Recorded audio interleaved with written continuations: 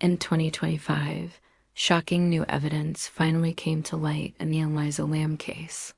It appears the mystery has been solved, and the truth is now clear for the world to see. But what is this truth? And why was it hidden for so long? The disappearance of Elisa Lam is one of the most baffling enigmas of the internet age, a case that puzzled investigators and captured the attention of online detectives for over a decade. In early 2013, the 21-year-old Canadian student set out on a dream solo trip along the California coast. But days after checking into the infamous Cecil Hotel in downtown Los Angeles, that dream became a nightmare.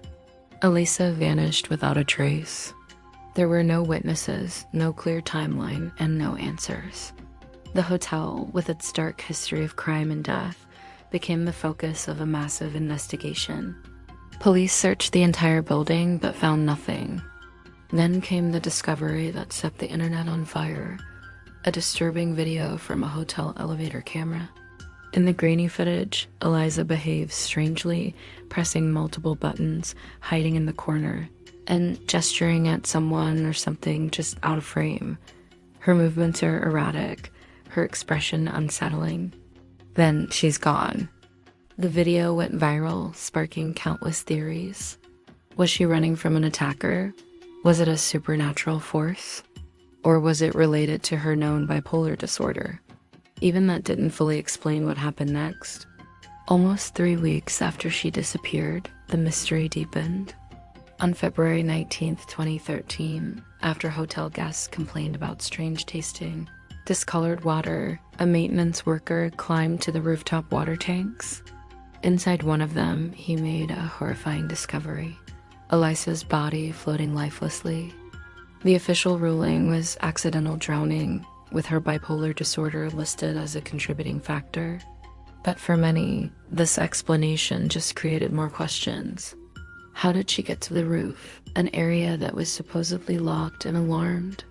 How did she climb into the massive water tank and close the heavy lid behind her? And most chillingly, what really happened in those final moments after she left the elevator? Did the hotel itself play a role in her death? Now, new information has emerged that could change everything we thought we knew. Now, in 2025, the truth has finally emerged. But instead of closing the book, it reopened a door many had hoped would remain shut. As far as we know, it may have been either a cover-up or something far more disturbing than the public ever imagined. But who is Elisa Lam before she became a headline? Keep watching to find out. It wasn't just the strange circumstances or unanswered questions that captivated people, but the eerie way her death mirrored a piece of horror fiction. Their investigation leads them to the rooftop, and a horrifying discovery: the decomposing body of a little girl in the water tank who had been missing for over a year. The similarities were impossible to ignore: a broken elevator, contaminated water, a rooftop water tank, a missing girl. Fiction and reality seemed to collide. Many began to ask whether Elisa Lam's fate had somehow been inspired by or eerily predicted by this chilling work. The Lam case didn't remain confined to internet forums and conspiracy theories. It made its way into popular culture. Just 3 months after Elisa's body was discovered, ABC aired the season finale of its hit series, Castle, titled Watershed. In the episode, a woman's body is found in a hotel rooftop water tank under circumstances strikingly similar to the Cecil Hotel case. Elevator footage, mysterious conditions, and an emotional backstory mirrored the real-life tragedy. Although the fictional death was ultimately tied to espionage and murder, the influence of Lam's story was undeniable. The same influence appeared again in another successful ABC drama, How to Get Away with Murder. In the first season, the disappearance of a student slowly unfolds through flashbacks until it's revealed her body had been hidden in a rooftop water tank all along.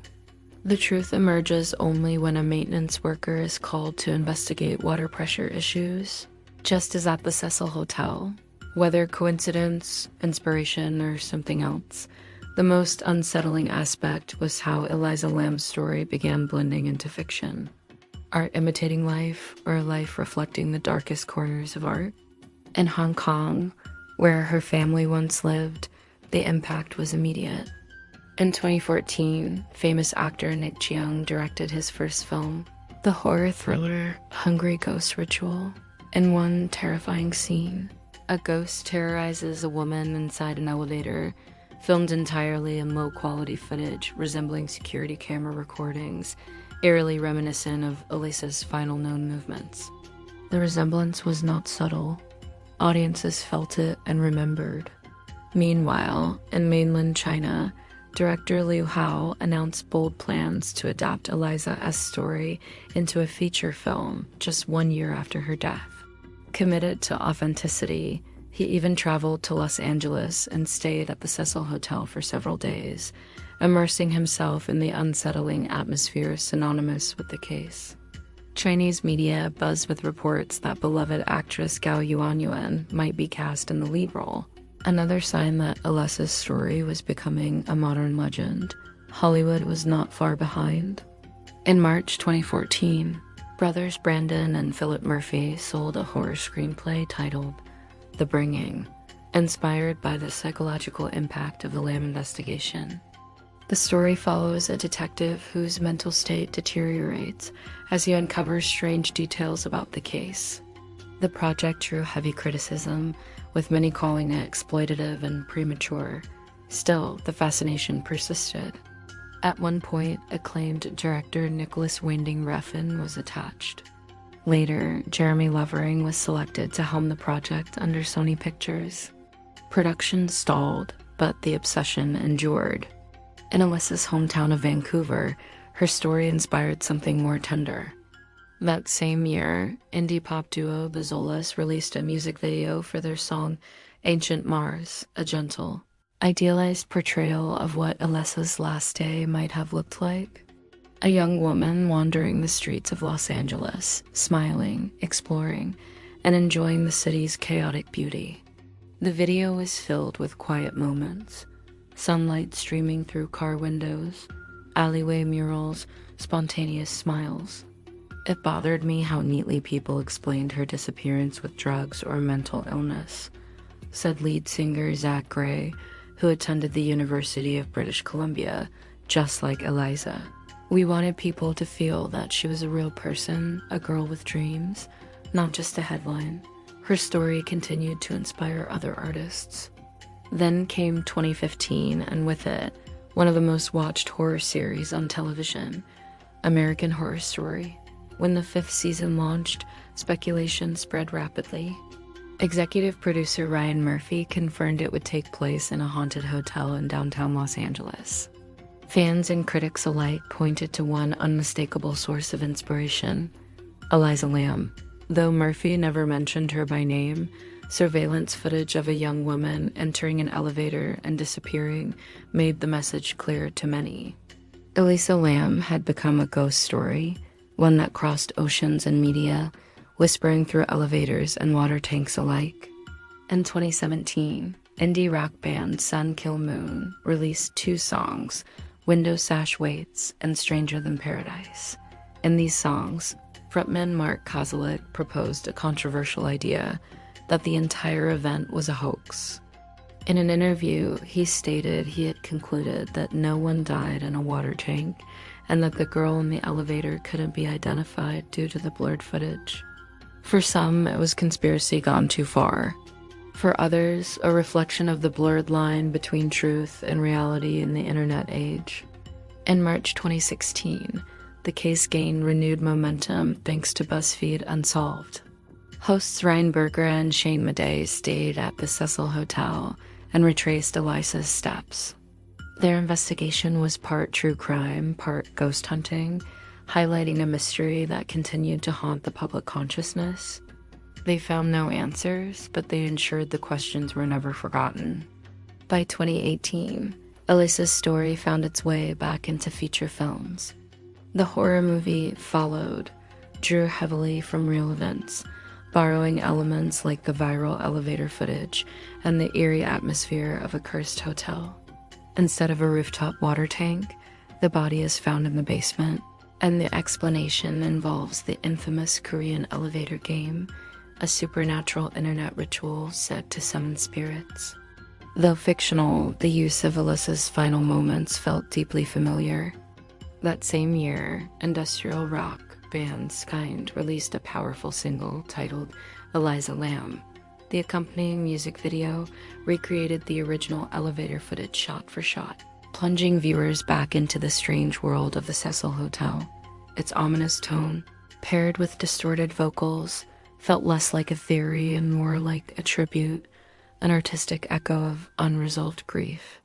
In January 2021, the Ghost Adventures team returned to the now infamous Cecil Hotel for a 2-hour special, aiming to explore not only the building's paranormal energy, but also whether Elisa's death could be linked to something supernatural. The special aired amid renewed public interest. Days later, on February 10th, 2021, Netflix released Crime Scene: The Vanishing at the Cecil Hotel, a 4-part documentary series that reignited global attention. The series examined facts, theories, and the emotional toll of the Lam story, featuring interviews with hotel staff, law enforcement, and internet investigators. While attempting to debunk sensational myths, it also underscored how deeply the story had embedded itself in modern digital folklore. Elisa Lam's presence extended beyond the English-speaking world.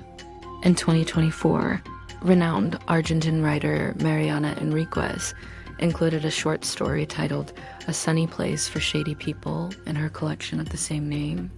The story follows a journalist investigating a strange cult that conducts seances near the Cecil Hotel's rooftop water tank, seeking to communicate with Elisa's spirit and uncover what happened to her. A blend of fiction and homage, it served as a haunting reminder that across languages and continents, Elisa Lam's story still lingers. More than a decade has passed since Elisa Lam's death, yet her image, nervously peering from an elevator, hands gesturing in confusion, eyes searching for something unseen, remains etched in our collective memory. She is more than a victim, more than a case, more than a symbol. She is a mystery we cannot stop retelling. So, what do you think about the Elisa Lam case? Do you believe it has finally been solved? Share your thoughts in the comments below. Thank you for watching this video. We hope you enjoyed it. Don't forget to like and subscribe, and click on the next video on your screen.